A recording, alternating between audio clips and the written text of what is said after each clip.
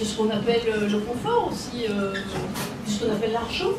Vous disiez qu'on abordait trop le contexte politique. Ben voilà, je vous sors autre chose que le contexte politique. Je sors mon expérience de mère de famille. Effectivement, on peut en présenter, on peut retourner tout ça.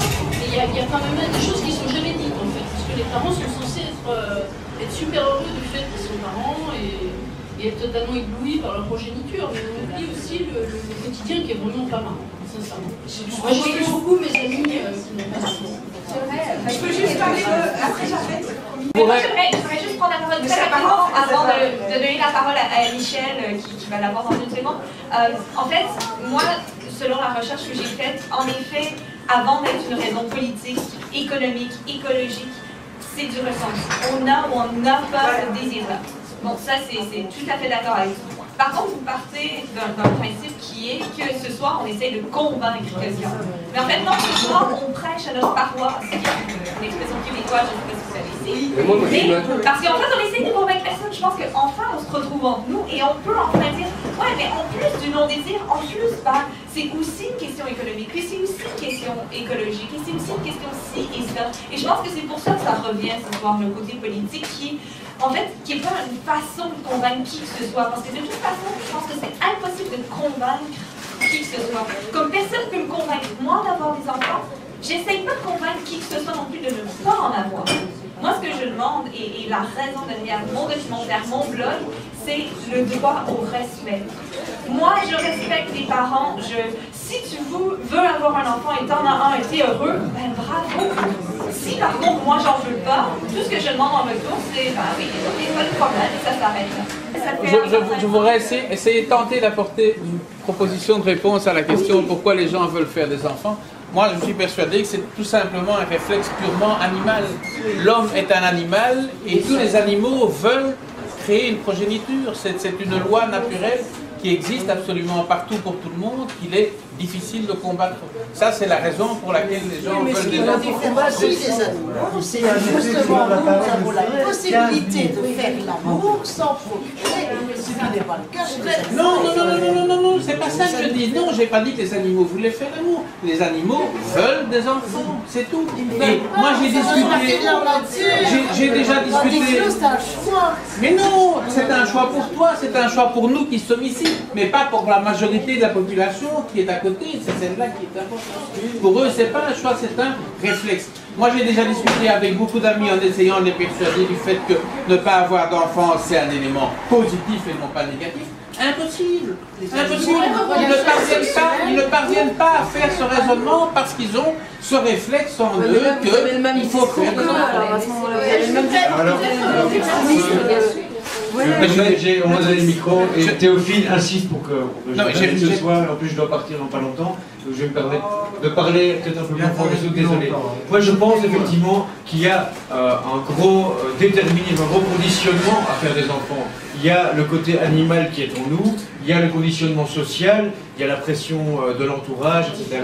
Mais le propre de l'être humain, justement, c'est de n'être pas qu'un animal, c'est de se poser des questions et de remettre en question les conditionnements et les déterminismes. Alors, je suis d'accord avec Théophile, on est dans une société où on nous incite peu à nous poser des questions et que là, il y a un travail à faire, politique, etc. Et ce qu'on fait aujourd'hui, je crois, c'est aussi inviter les gens à réfléchir, à se poser des questions.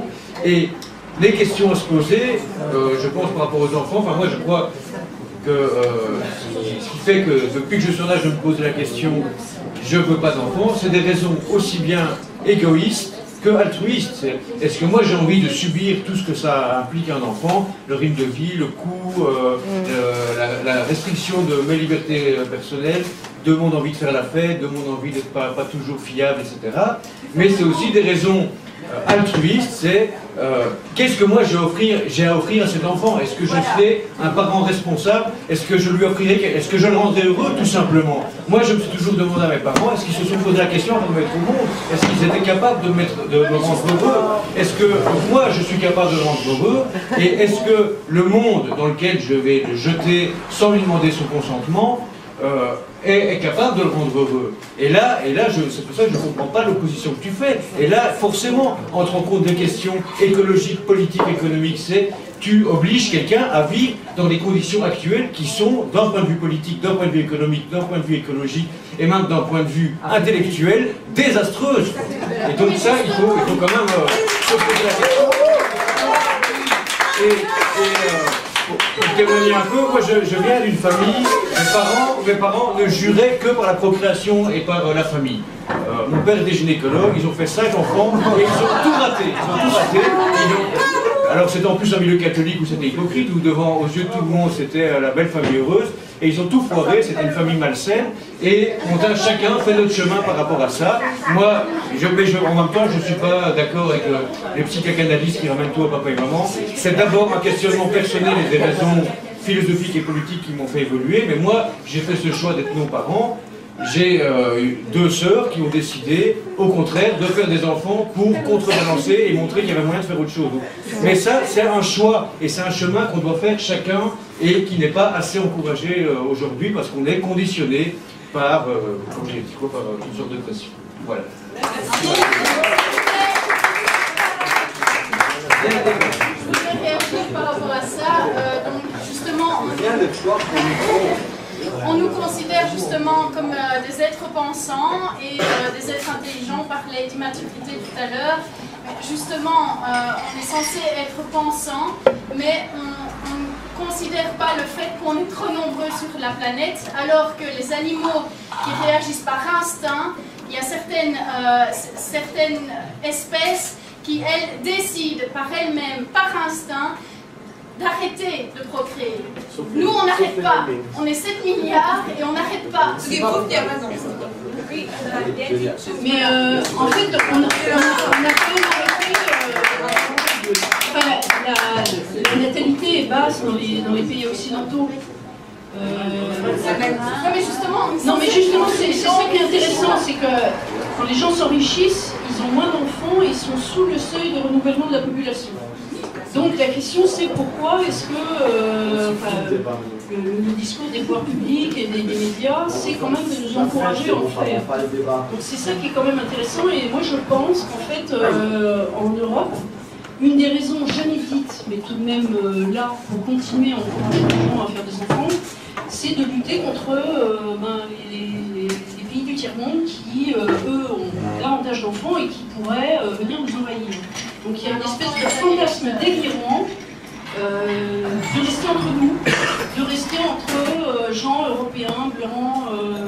Donc il y a une espèce d'identité comme ça qu'il faut conserver, qu'il faudrait conserver. Et je ne vois pas d'autre raison pour laquelle les pouvoirs publics, par le biais d'aides, d'impôts et autres, continuent à encourager la natalité en Europe. Une guerre des berceaux. Oui, un truc comme ça, une espèce de réflexe en se disant mais ils vont tous débarquer puis la Méditerranée avec leurs pirogues et il faut continuer à rester là on gagne pas. Comment? Ce jeu-là on gagne pas. Non, mais je décris, je ne défends pas, je décris les choses comme il me semble, parce que quand même, je pense qu'il y a là une espèce d'enjeu démographique qui est perçu par certains sur le plan de la guerre en fait. C'est-à-dire nous, on est blancs, on est européens, on a notre culture, on a nos traditions et nos valeurs, on va les conserver en faisant des enfants qui nous ressemblent. En fait. Mais la menace est quand même réelle. Il y a 25 ans, l'ayatollah Khomeini, même 30 ans finalement, lorsqu'il a repris le pouvoir en Iran et qu'il a fait tomber le Shah d'Iran, a dit ceci: nous allons envahir le monde, non pas avec les armes, mais avec les ventres de nos mères.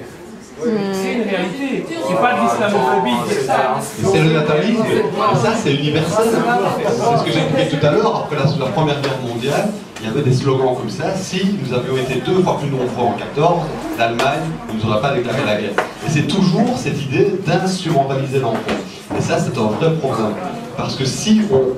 Simplement, moi je crois qu'on peut casser ces dynamiques toxiques, perverses, malsaines. On pourrait casser ça simplement en proposant aux enfants, aux adolescents, dès le secondaire, une réflexion là-dessus. Moi, je crois au questionnement, à l'éducation.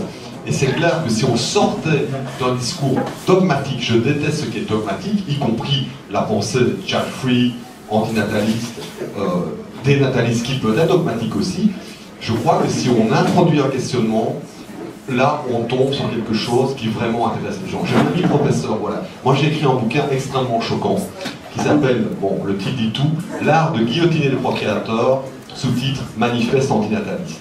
Donc moi là j'ai voulu prendre le contre-pied total du dogme nataliste, c'est vraiment l'antinatalisme radical. Mais de manière à la fois humoristique et exagérée, mais aussi très rationnelle. Comprendre quels sont les arguments des natalistes, les répertorier et les démonter un à un, et puis ensuite montrer que l'antinatalisme est un humanisme. C'est ce que je dis ici dans ma quatrième de couverture. L'antinatalisme est un humanisme. Alors ça paraît paradoxal, parce qu'évidemment si tout le monde devient antinataliste, l'espèce humaine disparaîtra. Mais pourquoi pas? Ça peut être un humanisme que de se rendre compte que la vie est un vivard et qu'au bout du compte, le mieux est de ne pas naître. Ça, c'est quand même le bien-être de l'enfant qui est pris en considération. Donc le mieux peut-être c'est ça. J'avais 17 ans et demi, c'était la première fois que j'étais amoureuse d'un type. Il m'a mis enceinte, je ne lui ai rien demandé, j'avais 17 ans et demi. Je lui ai dit, voilà, j'ai autre chose à faire de ma vie. C'est la première fois que je découvrais l'amour. C'est la toute première fois. Il m'a mis enceinte. J'ai mis, non, j'avais le choix. J'avais le choix. Je pouvais soit avorter, soit le faire adopter, soit le garder. Je l'ai gardé, pourquoi? Parce qu'à 17 ans et demi, dans ma tête, c'était, je vais jouer à la poupée. C'est admirable. Ok, voilà. J'ai mis au monde un enfant. À l'âge de 16 ans, elle s'est jetée sous un train. Parce qu'elle s'est dit, mais pourquoi je vis dans ce monde? Qu'est-ce que vous avez à répondre de ça? Oui, mais non, c'est pas ça. Je suis désolée. Non. Il y a quelqu'un qui peut parler là. Une ligne. Non, c'est... En fait, parents ou non-parents, c'est un choix de toute façon qui est personnel à la base. Mais moi, je trouve qu'on ne montre peut-être pas assez. C'est justement cette autre alternative. Donc dans la société, il y a cette norme, il faut être parent. Mais on ne montre pas l'alternative qu'on peut être nos parents. Et on n'a pas de piste de comment est-ce qu'on peut se développer, comment est-ce qu'on peut vivre. Avec mon compagnon, on a fait différents choix, c'est par exemple de ne pas vivre ensemble, de ne pas avoir d'enfants. Mais on se pose tout le temps des questions parce qu'on n'est pas dans le même schéma, on ne sait pas. Il n'y a pas de modèle entre. On ne sait pas ce qu'on doit suivre. Et donc des fois, ça peut être plus facile de se dire, ben oui, on va prendre un appartement ensemble, on va faire des enfants parce que comme ça on sait vers où on va. Tandis qu'ici, des fois on se pose des questions, tiens, à 30 ans, en fait, je voudrais changer de job parce que ce que je fais, c'est pas le bon truc. Ou c'est plus difficile parce qu'on n'a pas des clés pour savoir vers où on va. Tandis qu'un parent, si on veut, suivre ce schéma, il y a tout qui se suit. Oui, il n'y a pas de piste non plus, mais ils sont plus nombreux, c'est plus courant. À partir du moment où on est en marche de la société, on n'a jamais de clé. Oui, mais donc c'est ça qui est difficile, et c'est ça qu'on ne montre pas assez, c'est qu'il y a d'autres alternatives, qu'il n'y a pas que les enfants, on peut aussi ne pas en avoir, être bien et... Il faut faire évoluer les mentalités. Mais a-t-on l'air d'être mal dans notre poche? Non, mais c'est justement... On se pose aussi parfois des questions et on est perdu parce qu'on a... Mais c'est justement quoi? C'est justement le truc de cette fête. C'est aussi, moi je reçois un nombre de mails incroyables de femmes, d'hommes, qui me disent, mais comment fais-tu pour pouvoir parler de ça aussi ouvertement? Pourquoi pas? Ça a été, pourquoi pas bien entendu, mais je dis, mais ça a été aussi un travail, parce que je viens aussi d'une famille catholique, que j'ai été posée sur des rails qui m'inscrivaient dans le fait, tu fais tes études, tu vas te marier, tu vas avoir des enfants, et blablabla. Et j'ai été formatée comme ça. Et puis oui, comme le disait mademoiselle là-bas, c'est un travail sur soi-même. Je veux dire, faut pas...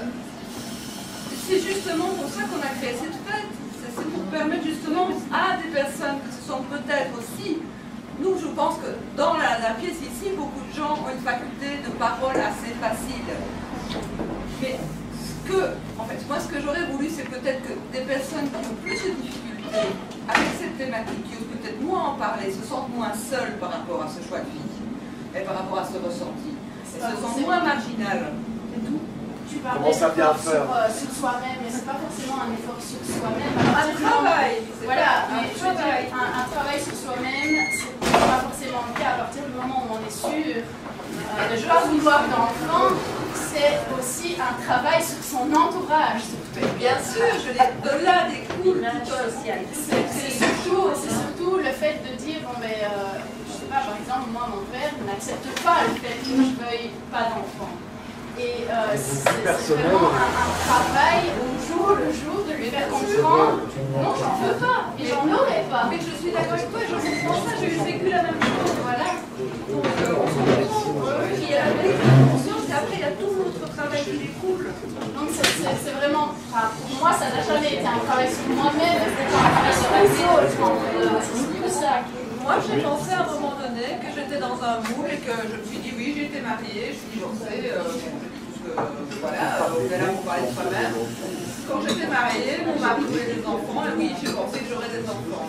Et puis un jour je me suis posé des questions, je me suis dit mais finalement, j'ai des enfants, pourquoi? Et il y a quelque chose aussi dont je voudrais parler là qui moi me choque très fort. C'est que quand une femme avorte, on lui demande de passer un entretien psychologique. Quand une femme est enceinte, on ne lui demande rien. Et je trouve ça un peu étrange.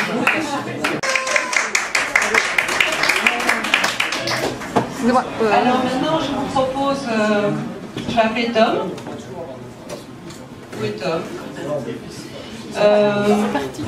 Qui est un auteur que j'affectionne particulièrement, qui est un membre de cet endroit, la groupe qui nous accueille aujourd'hui et que je remercie infiniment, qui va vous lire un texte.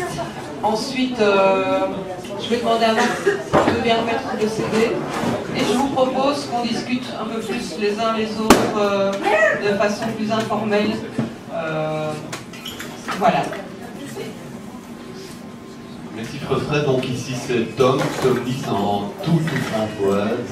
Alors pour la petite anecdote, le texte qu'il va nous lire, Tom est un poète urbain, on peut dire ça, c'est-à-dire qu'il vit la vie réelle, donc il est un peu un digne héritier de la Big Generation, poète urbain avec toute la tragédie de la vie, il montre le beau et le moins beau, poète de la nature aussi, il a l'extra devant la nature. Mais ici c'est très intéressant parce qu'en fait, Tom est avec une fille tout à fait géniale, Sixtine, qui n'est pas là ce soir, mais Sixtine a été traumatisée par Fukushima. Voilà. Et c'est un texte qui va nous expliquer comment Tom et Sixtine, finalement, dans le monde dans lequel on vit, préfèrent ne pas faire d'enfants. Pour résumer un peu, et maintenant, par la fin. C'est un peu grossièrement résumé, avec tout le respect. Mais non, c'est effectivement un texte que j'ai écrit le 13 mars de cette année-ci.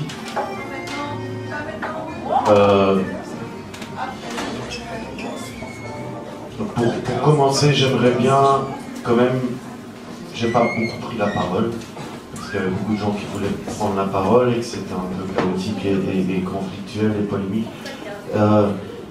Moi, il y a un truc que j'ai retenu, c'est fruit de l'amour.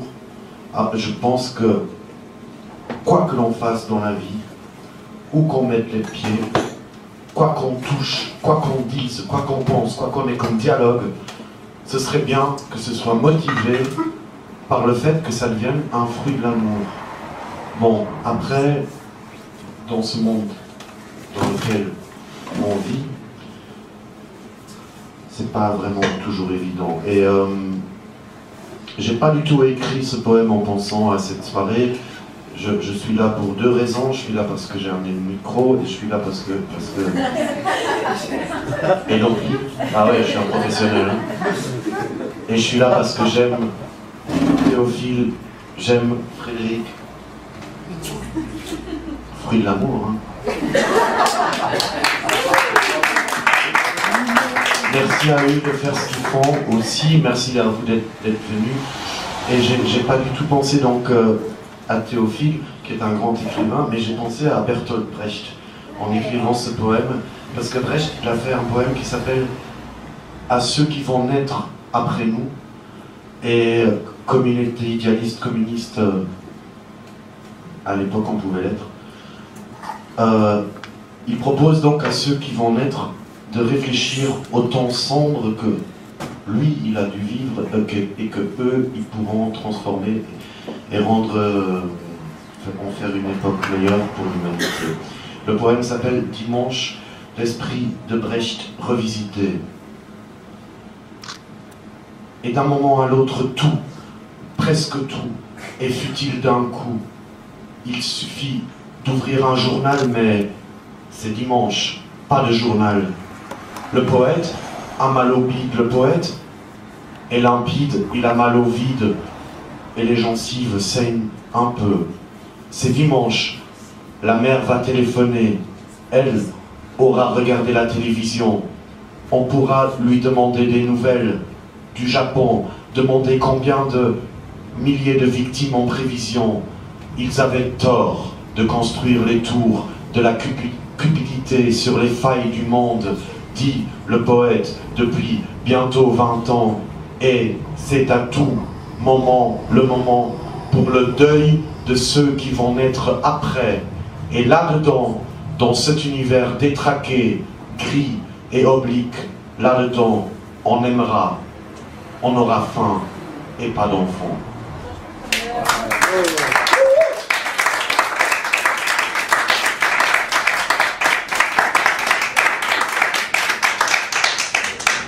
No poetry, no party, alors la fête maintenant.